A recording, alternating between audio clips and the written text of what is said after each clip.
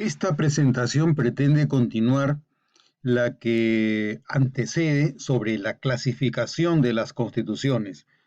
En la presentación anterior hemos revisado una clasificación general que nos permitía distinguir las constituciones de acuerdo a cuatro diferentes tipos de criterios. Hemos hablado de las constituciones originarias o derivadas, las rígidas o flexibles, las materiales o formales y las ideológico-programáticas o utilitarias.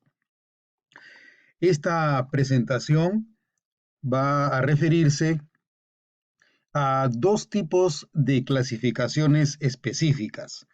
Una, la que presenta el profesor Karl Loewenstein, un constitucionalista alemán que emigró a los Estados Unidos y tiene un tratado que se llama eh, Teoría de la Constitución, que en realidad es un estudio que utiliza mucho más criterios de ciencia política que propiamente del derecho constitucional y se refiere fundamentalmente a la parte programática de la Constitución, es decir, a la parte relacionada con la estructura del Estado. La siguiente clasificación que vamos a presentar es la que presenta el profesor García Pelayo, que fue uno de los primeros jueces del Tribunal Constitucional Español. Entonces, la primera de estas dos clasificaciones será la que Loewenstein clasifica en tres distintas alternativas. Las constituciones, según Loewenstein, o las normas constitucionales, pueden ubicarnos en una de estas tres categorías. Las constituciones nominales, las constituciones normativas o las constituciones semánticas. Una constitución nominal para Loewenstein es una constitución donde existen los preceptos, los principios y las reglas, pero su aplicabilidad es incipiente o es muy pobre. Vale decir, la norma existe porque está en el papel, pero la realidad se aleja de este cuerpo normativo. Las constituciones normativas, para Loewenstein, son las que tienen un texto cuya aplicación se cumple en la realidad. Es decir, la vida del pueblo que rige la Constitución y el texto constitucional van de la mano, se fusionan, tiene un sentido efectivamente normativo. El pueblo cree en su Constitución, los gobernantes respetan el pacto político, se respetan los derechos y por lo tanto puede hablarse de que es una constitución viva. Esa es una constitución en la que las normas se cumplen. Por lo tanto, el propósito de la constitución, que fue normar, cumple con su objetivo porque efectivamente norma en el pueblo. Y por último, la clasificación que señala Loewenstein es el tercer tipo, sería las constituciones semánticas. A diferencia de las constituciones normativas, las constituciones semánticas son las que han sido preparadas y redactadas con la finalidad de sustentar el poder que ya detenta quien quiere que se prepare la constitución a su talla. Esto quiere decir que es una constitución en la que las normas lo que hacen es justificar los actos, la presencia y el rol que tiene quien ocupa el poder. Una constitución semántica es una en la que el contenido del texto constitucional lo que hace es justificar la autoridad de quien diseña la constitución a su medida.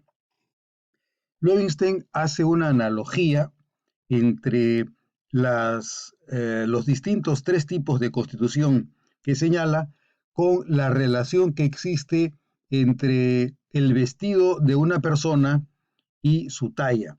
Para Loewenstein, una constitución Nominal es una en la que el vestido, el traje, le queda al sujeto demasiado estrecho. Es un traje que no llega a cubrirlo. Una constitución normativa es una constitución en la que la persona y la talla van de la mano, es decir, se ha hecho un traje que le sirve a la persona porque hay compatibilidad entre la norma y la vida. Lo que se hace, lo que se desea y lo que se quiere corresponde con el deber ser que se postula en la Constitución. La Constitución semántica, por otro lado, es una constitución que le queda, que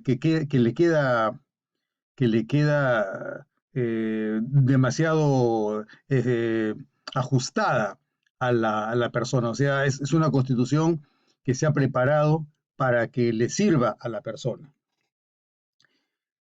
Otra clasificación que tenemos por desarrollar es la que presenta el miembro del Tribunal Constitucional Español, el primero de los que se designó para ocupar ese cargo, García Pelayo, Manuel García Pelayo. Es un constitucionalista, es un jurista que nació a comienzos del siglo XX y murió alrededor de los años 90, si no me equivoco. Esta clasificación podríamos calificarla como tridimensional en razón a que se preocupa de integrar tres distintas dimensiones. Una, para García Pelayo, es la normativa, una segunda, la histórica, y una tercera, la sociológica. Él clasifica las constituciones según que sean normativas, históricas o sociológicas. En realidad, de lo que se trata es de entender que una constitución tiene algo de normativo, algo de histórico y algo de sociológico, pero algunas de las constituciones enfatizan más en alguno de los rasgos, alguno de los tres rasgos sobre los otros.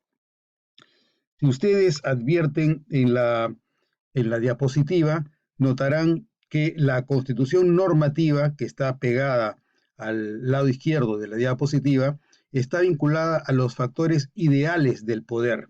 Por eso se señala que las constituciones normativas obedecen a una racionalidad formal y axiológica, buscan los valores y el deber ser. Están vinculadas con la formación ideal de sentido al servicio de la ordenación social. La formación ideal de sentido al servicio de la ordenación social. Es decir, qué sentido se quiere que llegue a cumplir la Constitución, qué sentido se quiere que cumpla, de manera que el orden sea el que se ha buscado. Es por eso es que se habla de una formación ideal, pero una formación ideal de sentido. No se habla de una formación ideal a secas, sino una formación ideal de sentido, es decir, hacia dónde se aspira que llegue el sentido de la ordenación social, qué sentido se quiere que exista en la ordenación social.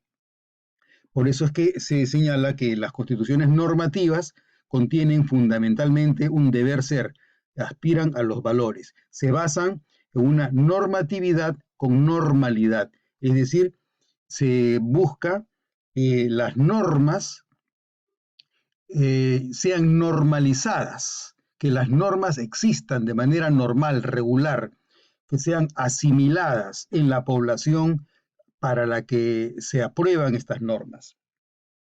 En el extremo medio de esta diapositiva vemos el tipo de constitución histórica que está relacionada con los usos y costumbres que prevalecen en una población en el transcurso de su propio desarrollo histórico. Por eso se habla de la legitimidad material de las costumbres. Hemos visto previamente que existen constituciones, como se señalaba en la diapositiva que vimos en la presentación anterior, clasificaciones materiales, la clasificación de las constituciones materiales o formales. Entonces, en este caso, estamos viendo que la constitución histórica sería una constitución de naturaleza material. ¿Por qué? Porque se basa en las costumbres, los usos, las prácticas que realiza una población en el curso de su desarrollo histórico. Son las prácticas constitucionales y políticas que hacen que se identifique a la población con una manera de ser determinada. Esa es su constitución histórica.